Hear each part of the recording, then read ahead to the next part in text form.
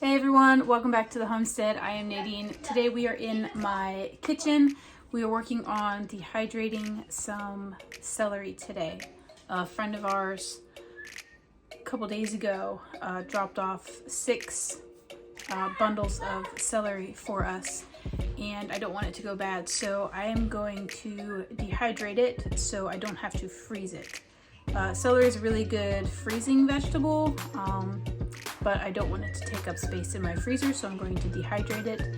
And my long-term idea for it is to make some dehydrated broth packets. That way when I make a whole turkey or a whole chicken or a whole rabbit and I have that carcass left over, I just have some dehydrated vegetables ready to go into a stock pot. And I can get my bone broth or stocks going right away without having to worry about going to buy some celery, or if I have enough onions, or if I have carrots, so on and so forth. So, but today we're just going to start with the celery, and I'm going to walk you guys through how to dehydrate celery. So some things that you're going to need today are a dehydrator like this one back here. This is a Nesco dehydrator. I can leave an Amazon link down below for you guys. I did pick this one up at my local Walmart though, so you might be able to find it there as well. You're going to need a vegetable steamer, although I'm just using a really large stock pot and a metal colander with a lid. And then I use this Complete Dehydrator Cookbook by Carol Kanzler. And I'm just going to follow the instructions in here and show you guys how to do it. So let's go ahead over to the sink where I've got my celery in there. We're going to get it washed and we're going to get prepped for steam blanching, and then we're going to get it in the dehydrator. So let's head over there. Okay, so the first thing that we're going to do is we're going to pull our celery out of the packages,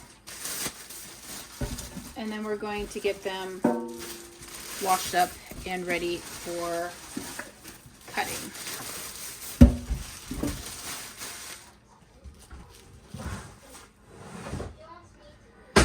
So we're just going to separate the stalks. These are your stalks. This is like your heart or bunch of celery. So we're just going to pull them apart like so.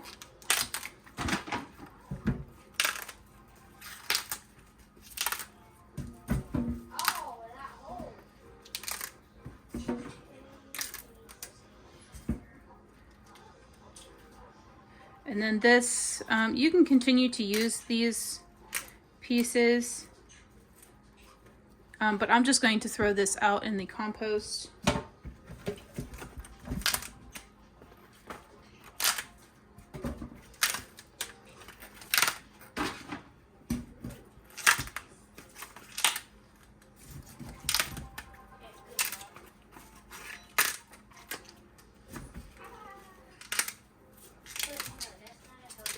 So I kind of get it down to like this heart of the celery, and then that little chunk goes to the compost.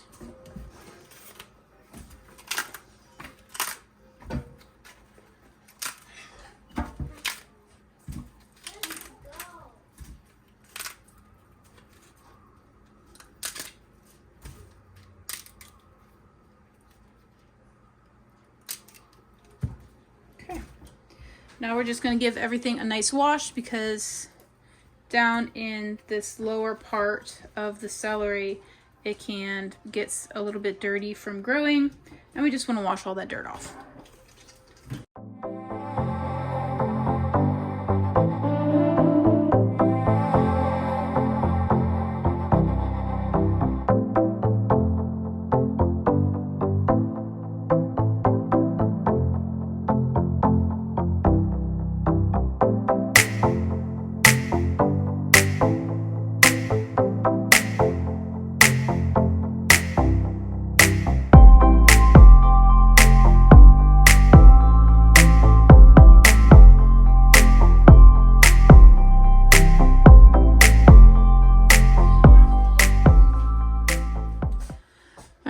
Now that all of our celery is washed and clean, we're going to move it over to the cutting mat, and we're going to cut it down to the sizes that we want it to be.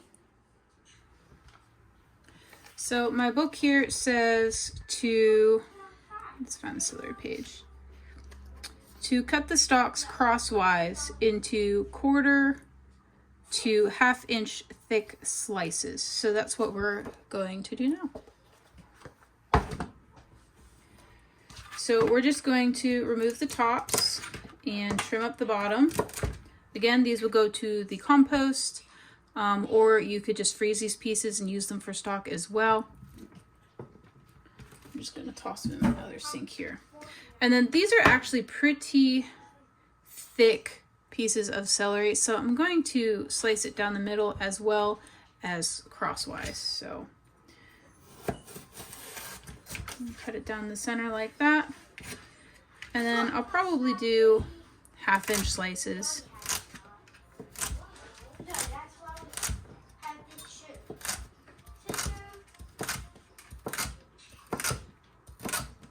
And then I will set these aside for blanching.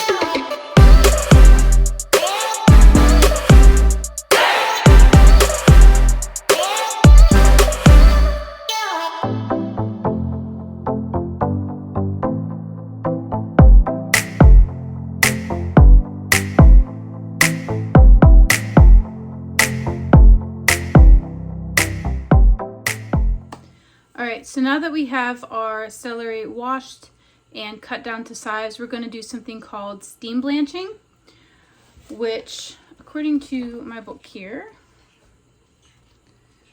let's see, we'll read it to you. Let's see. Steam blanching. 2 blanching methods, steam and water, are used to achieve different benefits.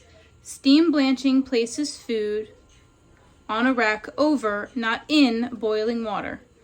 Cover the pot tightly and begin timing immediately. Blanch time depends on the type of food, the size of the pieces, and the intended preparation. It is used for 2 reasons. To prevent browning in susceptible fruits and vegetables such as apples, pears, peaches, apricots, bananas, artichokes, eggplants, and potatoes. And to inactivate spoilage enzymes in all dried vegetables to improve quality and storage life. It says, test for sufficient blanching by cutting through or biting into a piece. It should be tender crisp, tender near the outside, and firm or crunchy in the center. The blanch time given in my recipes are only guidelines. You are the final judge as to whether it hits the tender crisp mark or not. After blanching, drain, pat dry, and put in the dehydrator immediately. So for celery, it says to steam blanch in a shallow layer 1 to 2 inches over boiling water for about 1 to 2 minutes, and then pat dry and put in the dehydrator. So again, I am following the recipe straight out of the book. Again, the book is the Complete Dehydrator Cookbook. I only dehydrated a few things, and this book has not steered me wrong before, so I'm just following the recipe to a T. So we're going to go ahead over to my stock pot. I don't have a quote-unquote vegetable steamer, so I had to rig one up.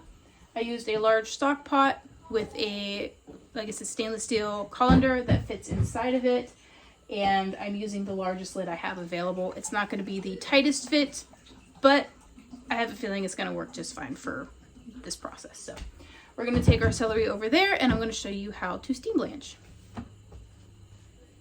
All right, so here is my steam blancher setup. Like I said, it's just a large stock pot with a metal colander sitting inside of it. There's only about 2 or 3 inches of water down below there. This is already hot. And then I have a large lid to fit over top of it. Like I said, this isn't going to work perfect because I've got my colander handles sticking out, but it's the best I can do. So I'm going to work with what I've got. I've got my celery right here, so I can just put it in. And then when I'm done with the steam blanching, I have a clean towel set up over here. We're going to put the blanched veggies on the towel to pat dry with another towel. And then I've got my dehydrator trays right here, so we can just load them up and take them over to the dehydrator on the counter over there. So let's go ahead and get our celery into the colander. Again, this is going to steam blanch for 1 to 2 minutes until it's tender crisp, meaning that it's tender on the outside but still firm and crisp on the inside. And then we're going to immediately transfer it over to the dehydrator and get that going.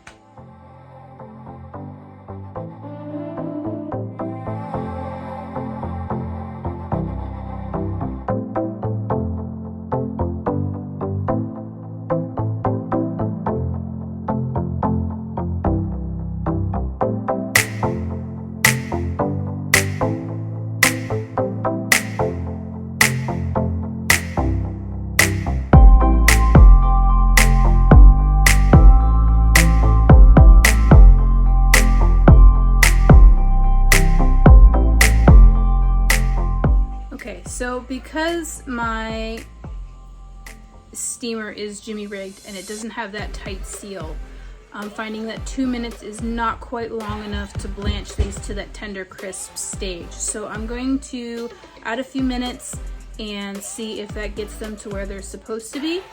And if that does the trick, then we'll just do, whatever minutes it takes to get them to that tender crisp point.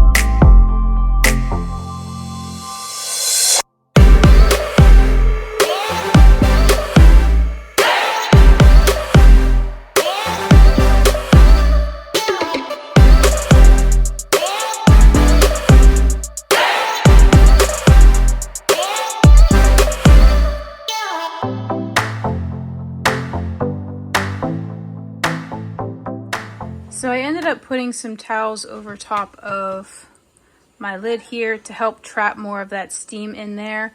I am having to do this about 4 minutes to get a softer celery, but that's working out really well.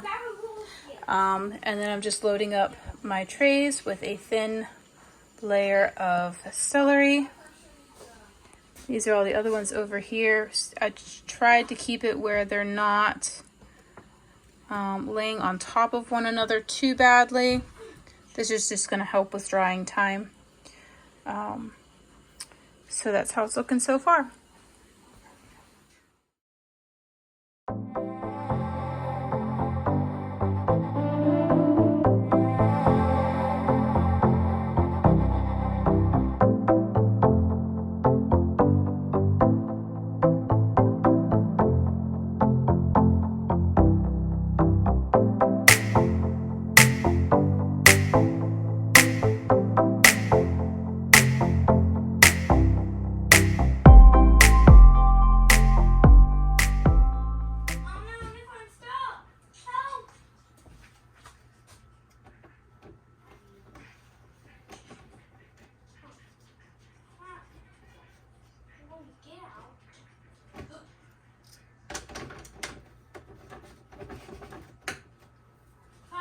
Okay, so now that all of our trays are full, we can go ahead and put the lid on our dehydrator.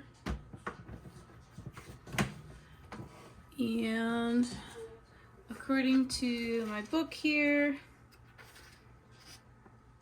drying temp is 125 to 135 for 4 to 10 hours or until brittle.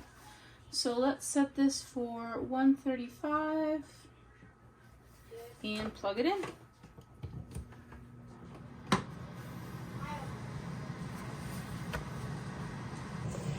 So that's all there is to it, guys.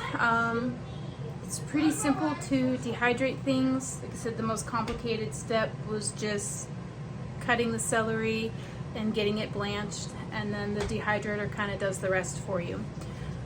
So I will be back in either 4 hours, or I will see you guys tomorrow to show you the results of our dehydrating celery. So I will see you guys soon. Alright, I am back, guys. It is the next day and our celery has finished dehydrating. So we're going to pull it out of the dehydrator. I'm going to show you what it looks like, and I'm going to show you how I'm going to store it. So we're going to go ahead and pull the lid off.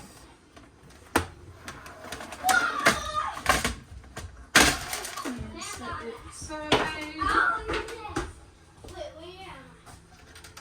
And a lot of the celery has gotten so small that it's just fallen through the screen here. So let me grab a bowl.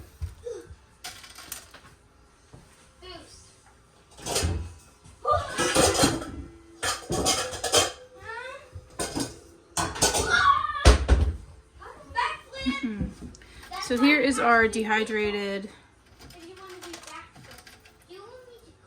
celery. As you can see, it's very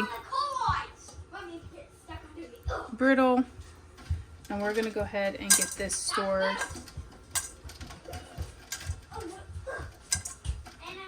Properly. So we're just gonna. I think it's funny how small they get after they've been dehydrated.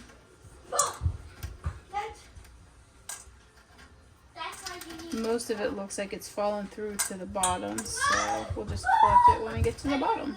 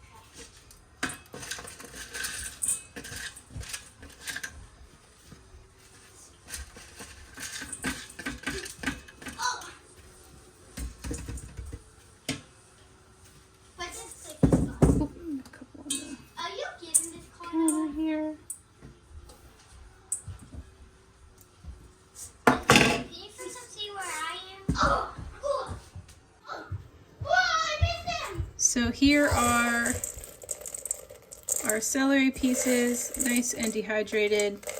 It's hard to believe that 3 full hearts of celery dehydrate into maybe 2 cups of dehydrated stuff. So I'm going to go ahead and take this and I'm going to put it in a Ziploc bag for now. because I still have 3 more hearts that I need to dehydrate in order to add to this.